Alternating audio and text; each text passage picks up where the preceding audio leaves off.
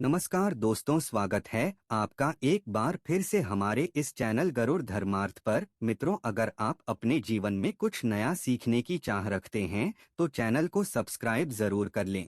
राम नवमी के दिन इन पौधों को छू करके चले आना, तत्काल गरीबी मिट जाएगी, जीवन में होगी धन की वर्षा। मित्रों, आज के वीडियो में आपको हम रामनवमी के दिन उन सरल उपायों के बारे में बताने वाले हैं जिनको अगर आप कर लेते हैं तो मान के चलिए आपके घर में कभी भी अन्न और धन की कमी नहीं होगी। आपके घर में सुख, शांति, समृद्धि में वृद्धि भी होगी। चैत्र मास के शुक्ल पक्ष की नवमी तिथि के दिन भगवान श्री हरि विष्णु के 21वें अवतार के रूप में त्रेता युग में महाराजा दशरथ और रानी कौशल्या जी के घर मर्यादा पुरुषोत्तम भगवान श्री राम जी का जन्म हुआ था। इसीलिए मित्रों, रामनवमी के दिन हमारे हिंदू धर्म में बहुत ही ज्यादा विशेष महत्व बताया गया है। अगर रामनवमी के दिन आप कुछ पौधों को छू कर के चले आते हैं तो मान के चलिए आपके जन्म जन्मांतर की गरीबी, कष्ट, समस्याओं से आपको मुक्ति मिल जाएगी। आपकी जो भी मनोकामना होगी वो अवश्य ही पूरी होगी। मित्रों, राम नवमी का दिन एक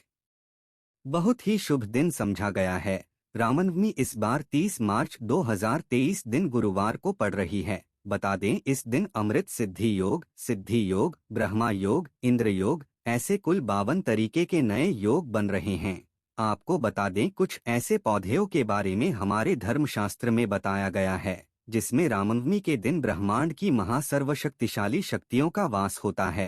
अगर सही मुहूर्त पर इन पौधों को आप छू करके चले आते हैं तो मान के चलिए मित्रों, अगर आप अपने जीवन में किसी भी तरह की परेशानी से परेशान थे, दरिद्रता आपके पीछे पड़ी हुई थी, समस्याओं ने आपको घेर था, इन तरह की परेशानियों से आपको मुक्ति मिल जाएगी। दूसरी तरफ आपकी कैसी भी मनोकामना हो, जैसे अगर आप नौकरी की तैयारी के थक चुके थे, आपकी नौकरी लग जाएगी, आपका बंद पड़ा व्यापार चल पड़ेगा, आपके पास जो धन आना बंद हो गया था, धन आना शुरू हो जाएगा, जो आपके पास बेफिजूल खर्ची थी, बेफिजूल खर्ची रुक जाएगी और आपके धन में वृद्धि भी होगी। जिस कार्य को भी आप शुरू करेंगे उस कार्य आपको सफलता हासिल होगी। ध्यान रखिएगा मित्रों, जिन पौधों के बारे में हम आपको बताने रहे हैं, धर्मशास्त्र के हिसाब से ये पावन पौधे हैं। मतलब कि सिर्फ इन पौधों को छू लेने भर से आपको अपनी हर तरह की समस्याओं से जहां एक तरफ मुक्ति मिलेगी, दूसरी तरफ आपके जीवन में आपकी जो भी होगी वो भगवान श्री राम जी के आशीर्वाद से अवश्य ही पूरी हो जाएगी। देखिए मित्रों, हमारे धर्मशास्त्र में साफ साफ हुआ है कि पेड़ पौधे वनस्पति में भगवानों का वास होता है।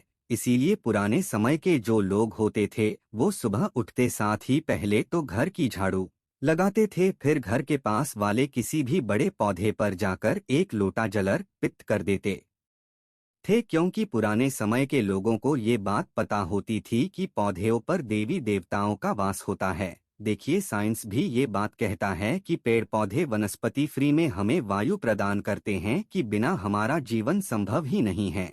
हर व्यक्ति ये बात जानता है और आप भी ये बात जानते होंगे कि एक मानव कार्बन डाइऑक्साइड को छोड़ता है। ये होती है जहरीली गैस, जिसको जो पेड़ पौधे वनस्पति होते हैं वो सोख लेते हैं और बदले में ऑक्सीजन रिलीज करते हैं, मतलब हमको ऑक्सीजन देते हैं।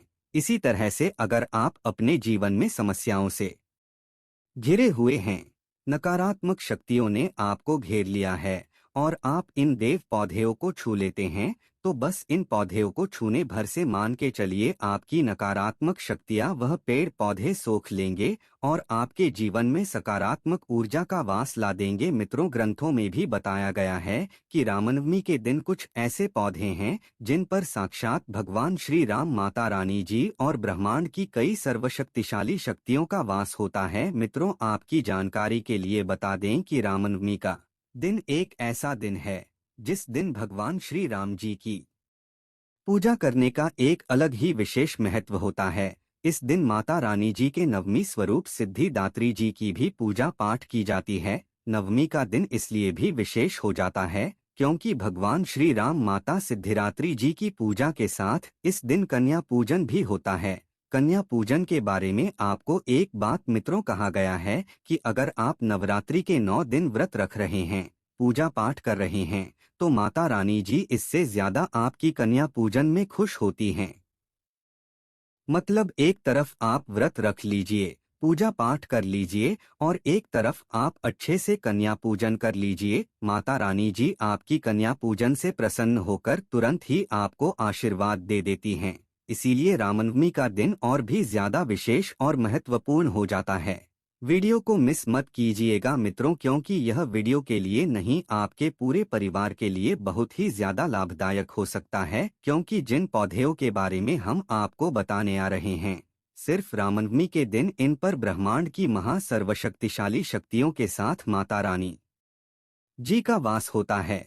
और इन पौधों को अगर आपने छू लिया हो, थोड़ी सी पूजा पाठ कर ली, जिसके बारे में इस वीडियो में हम आपको बताने वाले हैं, तो मान के चलिए मित्रों, आपके जीवन का हर कष्ट हो जाएगा खत्म और आपके जीवन की हर मनोकामना होगी पूरी। इसीलिए अगर आप भी चाहते हैं कि भगवान श्री राम और माता रानी जी के आशीर्वाद से आप अपने जीवन में बहुत ही तरक्की करें, कभी भी आपको अपने जीवन में किसी भी तरह की परेशानी का सामना ना करना पड़े, आप जीवन में जिस कार्य को भी शुरू करें उस कार्य में आपको सफलता हासिल हो, तो पूरी सच्ची श्रद्धा और पूरे विश्वास के साथ पहले तो इस वीडियो को लाइक कर दीजिए और कमेंट बॉक्स में लिख दीजिए जय श्री राम, जय माता दी। एक काम कीजिएगा, कमेंट बॉक्स में अपनी राशि डालना मत भूलिएगा, ताकि आपकी राशि के अनुसार हमको कोई भी ऐसा उपाय पता चलता है जिस उपाय से आपको रामनवमी के दिन कोई भी लाभ पहुंच सकता है, वो हम आपको आपके कमेंट में आपके रिप्लाई के माध्यम बता देंगे। तो सबसे पहले तो आप वीडियो लाइक कर दीजिए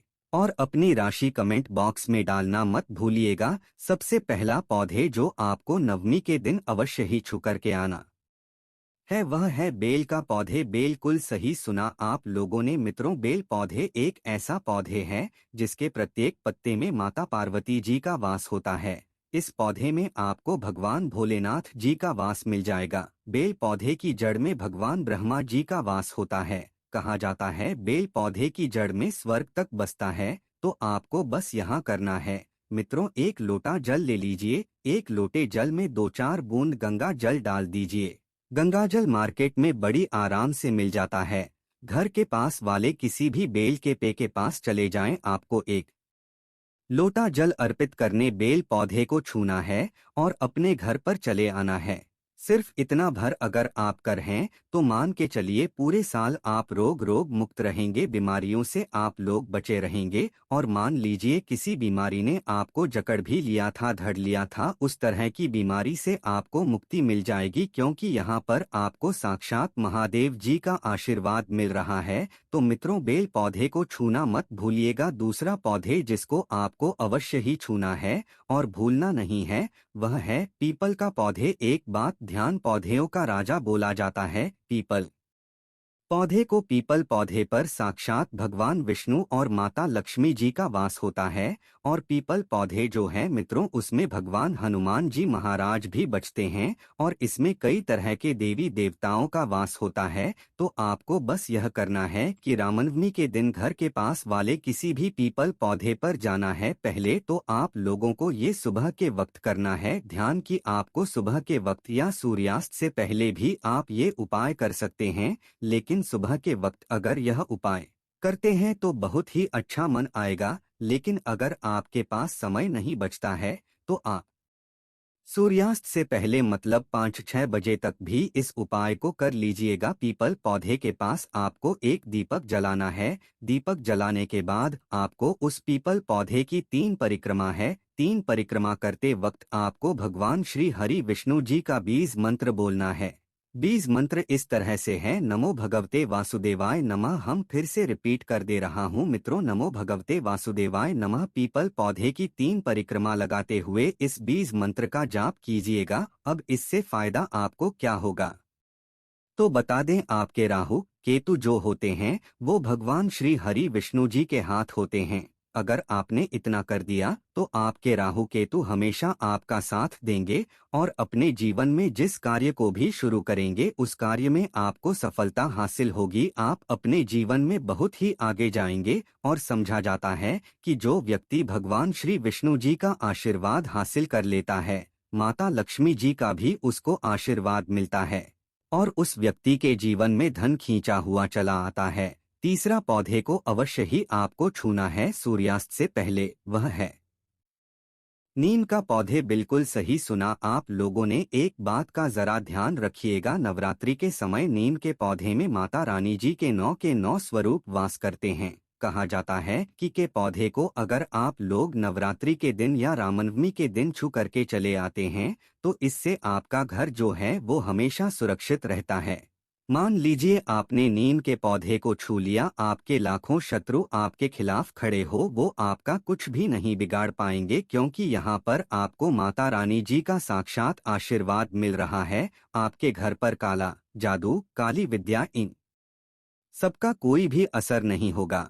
तो आप लोगों को इस बात का विशेष करके ध्यान रखना है कि नीम के पौधे को आप लोगों को छूकर आकर घर पर पूजा पाठ कर लेनी है, क्योंकि रामनवमी का दिन है मित्रों। और आखिरी पौधे जिसको आपको छूना ही छूना है वह अशोक का पौधे। बिल्कुल सही सुना आप लोगों ने। अशोक के पौधे को छूने से पहले इस बात का ध्यान रखिएगा, 1 लोटा आप लोगों को कच्चा दूध लेना है, उसमें हल्दी मिला देनी है, अशोक पौधे पर जाइए, इसी लोटे जल को अर्पित कर दीजिए और यहाँ पर इस पौधे को आपको छू लेना है, क्योंकि दोस्त तो अशोक का पौधे एक अकेला ऐसा पौधे है जिसमें ब्रह्मांड की सारी शक्तियां वास करती है।